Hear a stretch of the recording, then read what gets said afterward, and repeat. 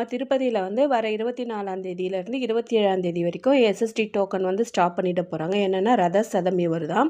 அதுக்காக வந்து இந்த குழந்தைங்களுக்கான தனி க்யூ வச்சு சாமி பார்க்குறது, மூத்த குடிமக்களுக்கான தனி க்யூ, அதெல்லாம் எல்லாமே ஸ்டாப் பண்ணிட்டாங்க. வெறுமனே நம்ம போனோம்னா இலவச தரிசனம் மட்டும் பார்த்துக்கலாம். எஸ்எஸ்டி டோக்கன் வாங்கி சாமி பார்க்க முடியாது. கூட்டமும் ரொம்ப அதிகமாக இருக்கும். 24, 25, 26 வந்து கண்டினியூவாக 3 நாள் லீவ் வரலாம். நம்ம வந்து திருப்பதிக்கு பிளான் பண்ணலான்னு பார்த்தீங்கன்னா கண்டிப்பாக இந்த முறை பண்ண முடியாது. எஸ்எஸ்டி டோக்கன் 27ஆம் தேதி